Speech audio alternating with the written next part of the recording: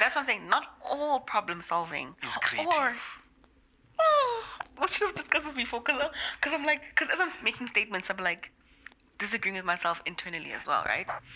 That's the point of the conversation. You get manifestations, you get epiphanies. Yes, like, as you're talking. Yes, I digress from what I was.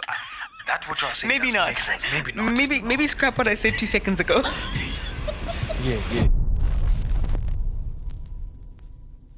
Is my sound on?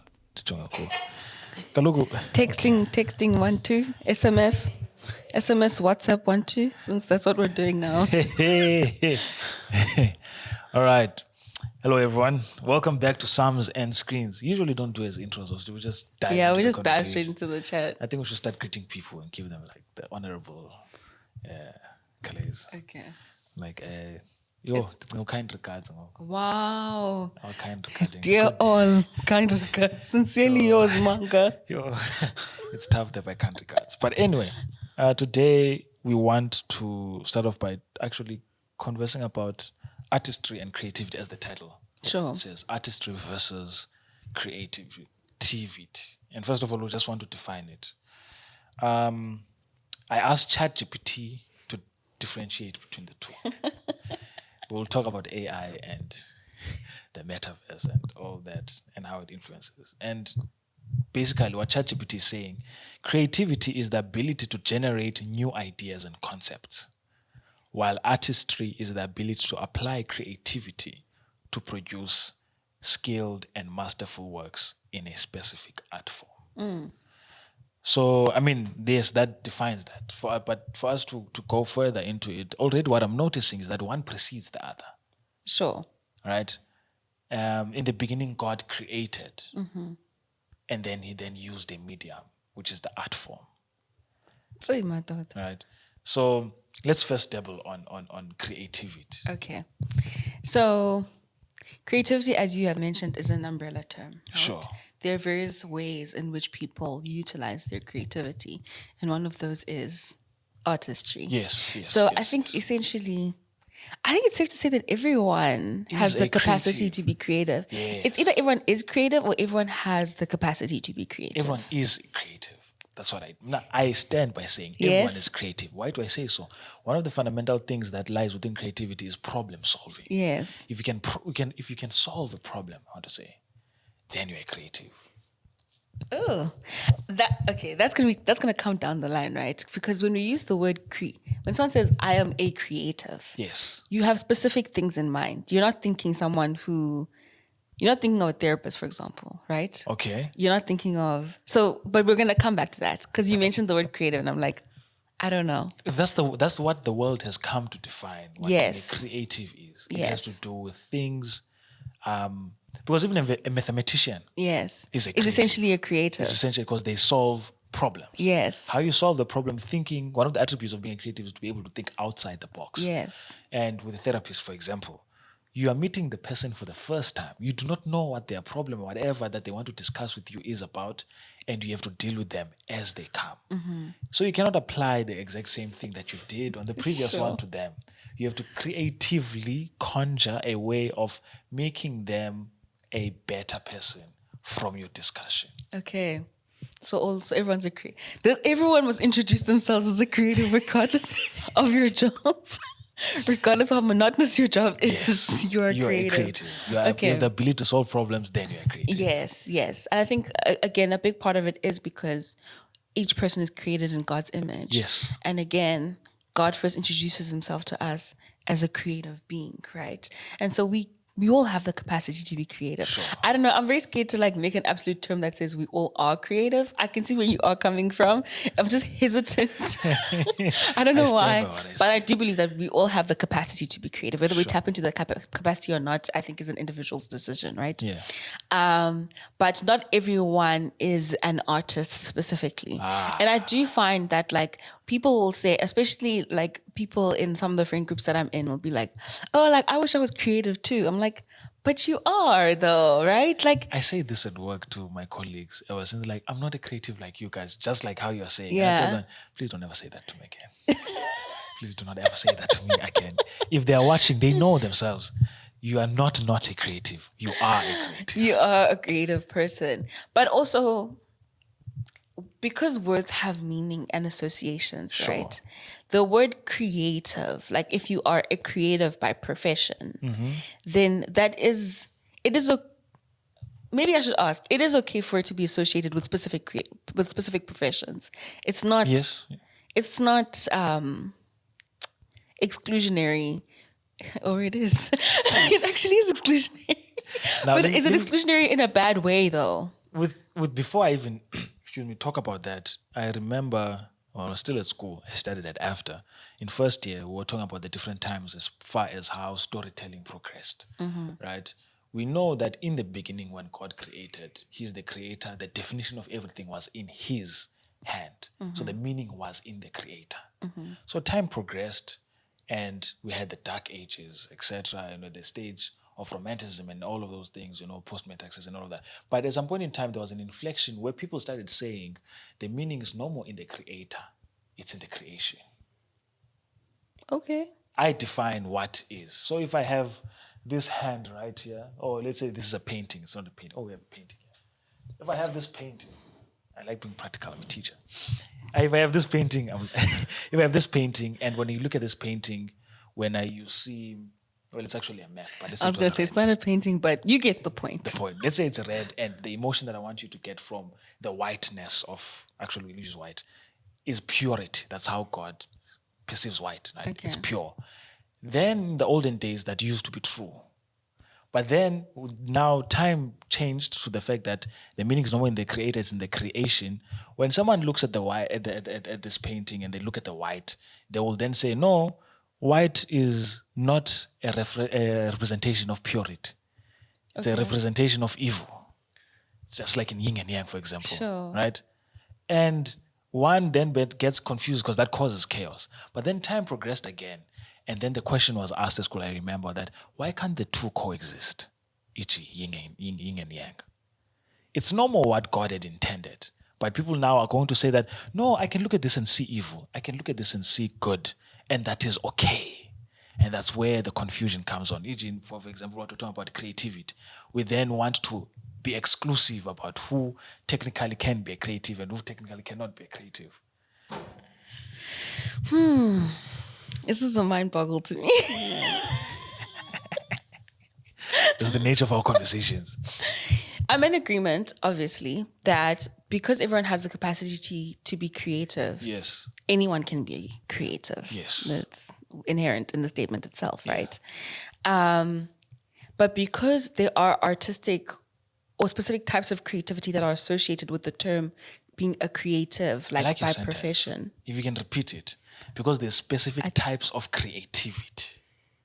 As an umbrella term, yes, everyone is. Yes, but creative. There's specific type of creativity that are associated with being a creative, and right? Artistry. Yes, because when you ask, what is a creative?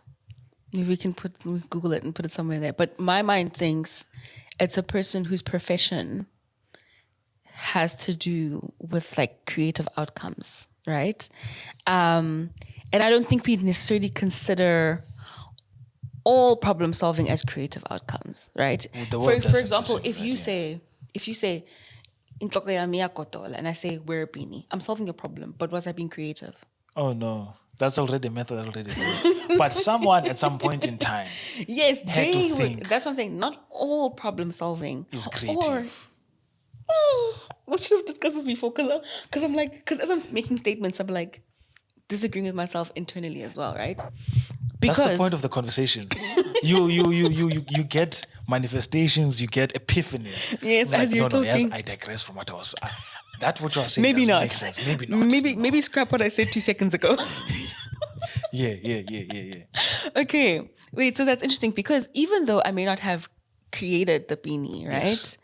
Yes. Let's say the beanie wasn't intended for head warmth. I don't know what it would have been intended for, right? Okay. It would have been a creative thought to think, oh, that's something that it's already invented, but maybe you could use it for a different reason. Yes. That's creative. Yes. But if I imply that it's used for the exact same purpose, but maybe you just didn't think of it, then that's not creative. No. So not all problem solving is creativity is what you're saying. Yes. So your definition was a lie. No. No. Remember, in the definition, there was also the clause that saying you have to do it outside the box. Okay. Right? Okay. So with situations, yes, it is a problem. It's an inherent problem. But okay, my head is cold and I need to cover it. Yes. Right? But then when we're talking about problems that arise for the first time, your ability to solve problems that arise for the first time, that's where the creativity part comes is then in. applied. Okay. So when we're talking about creativity and artistry, the two are not devoid of each other. The two actually go hand in hand, right? Yes. So when we say creativity versus artistry, we're not saying that the two are in like conflict. Yes. But it's just to have an understanding of the fact that the two are the same, but they're different. Yes. In the same way that both you and your brother are Ngwanes, but you're Mangali Songwane and he's Dumongwane. You know what I mean? Yeah. Okay. So it's the same family, just different people. Then there's artistry, which artistry then has to do with more of the technical knowledge of application of basically how you're going to solve or pursue whatever message that you're going to be communicating. Okay. Now, this then comes, in our case, artistry reclaimed your mediums, such as painting, dancing, music, filmmaking, songwriting, literature, and all of those things. Then that is an art form, or that is then becomes art. That translation of the solution of the problem. So if everyone can be creative, why can't everyone be artistic? Because not everyone will find themselves spending time to learning or honing into their skill sets or their technical knowledge of how to pursue their creativity. Follow-up question. Yeah.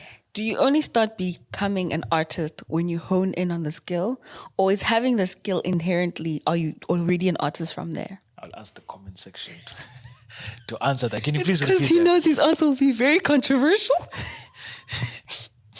When does an artist start being an artist? Is it at the point with which they're like, oh, I can write, let me hone in on this skill and grow and upskill myself? Yeah. So are you only an artist once you begin that process of upskilling, or are you already an artist by inherently possessing the skill to create art? There's within the Bible, there's things that are God gifted, right? It's just your talent. You can just do it, right? And no one has to teach you.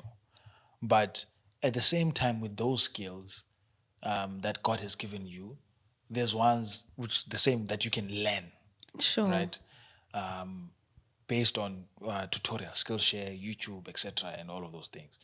Now, the interesting part about it is that you can start in either. You can have God-given talent that you're just birthed with the ability to do out of no one teaching you, or you can learn. Now, personally, the skill sets that I have is because I decided to learn. I took into account the parable of the talents, right?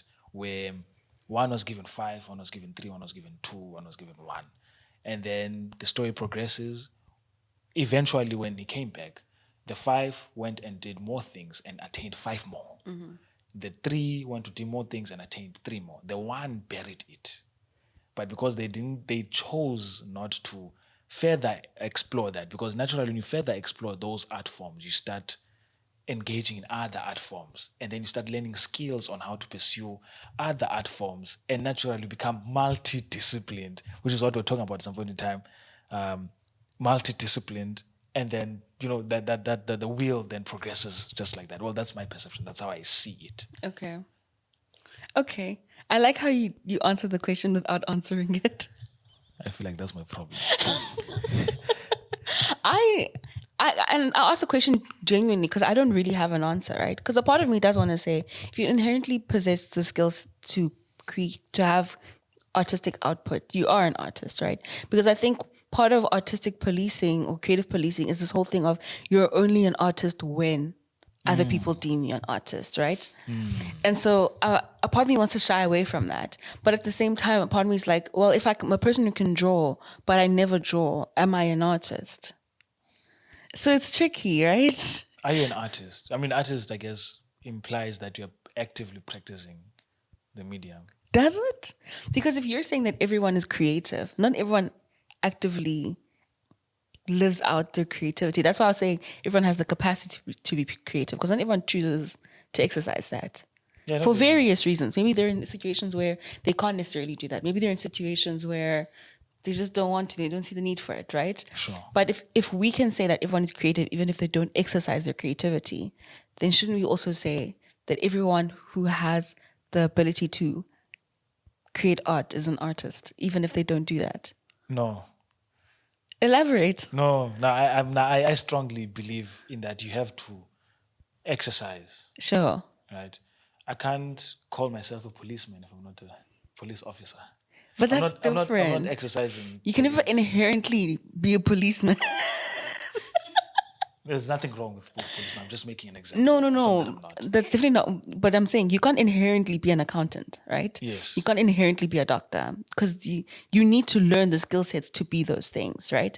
But drawing, there are people you didn't have to go out to learn. With me, for example, right? I didn't have to go to a school to learn how to draw. I know how to draw.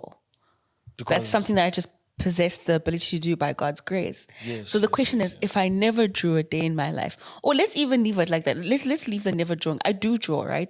But I don't put out my drawings, right?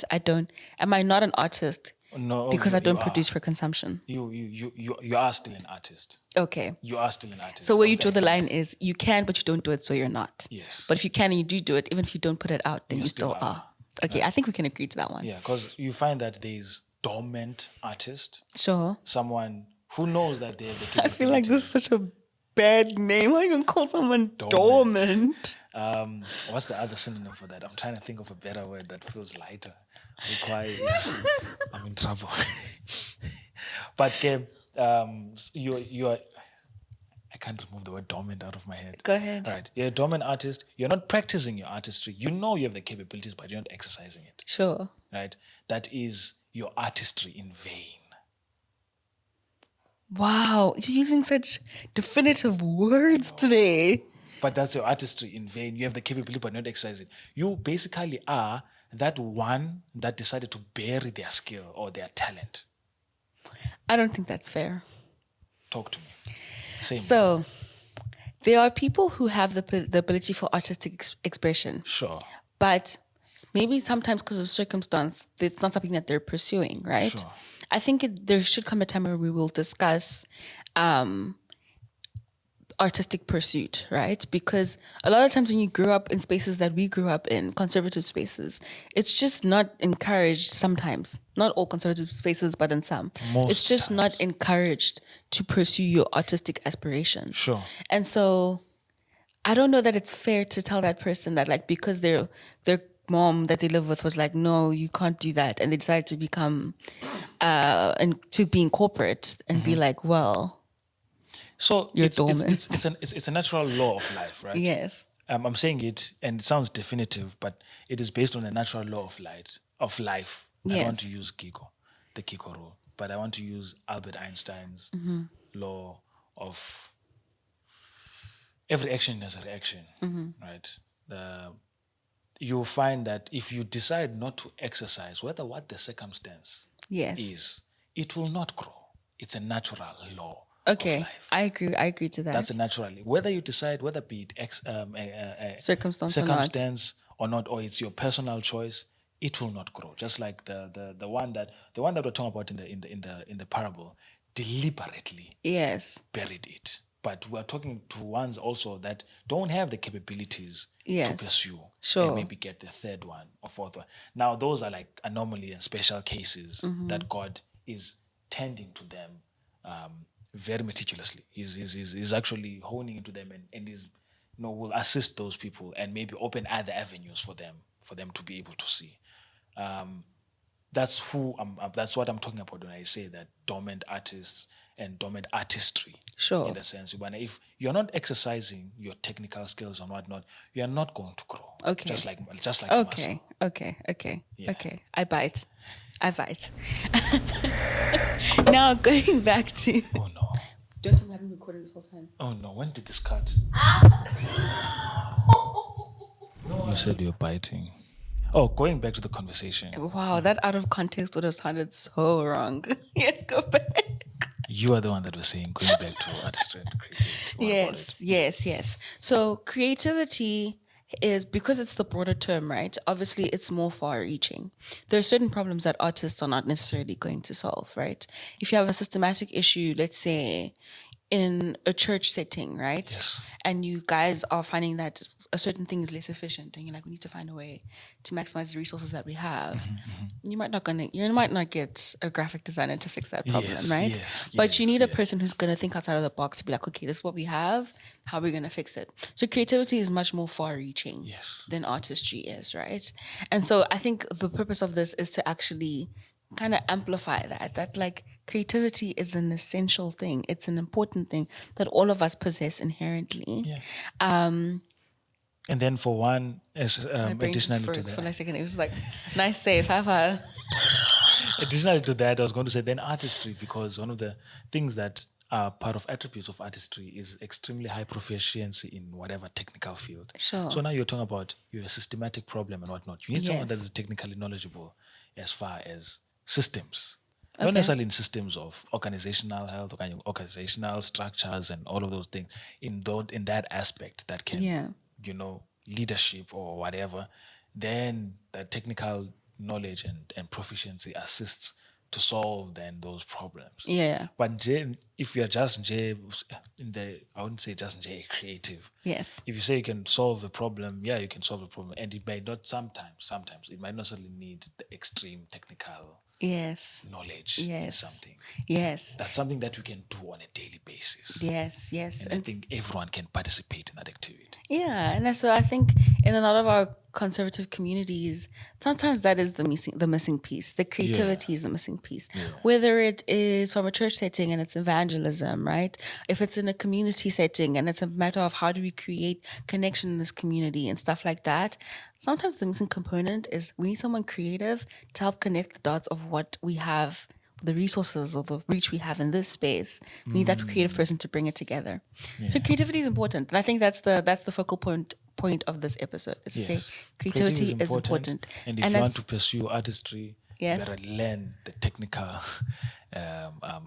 go and attain the technical knowledge of that one specific medium that you want to. Look at you gatekeeping artistry. Wow. I'm joking. Creativity is important, and as important as it is, we all possess it, and that's a privilege. Because God made us creative. Amen. All right. We want you to be upskilled. I keep on forgetting this. We want you to be upskilled, and ultimately, we want God to be glorified. I love to have you on Artistry Reclaimed. See you guys next time. Bye. Peace and love. Bye. This is one of the more chaotic episodes. Hey.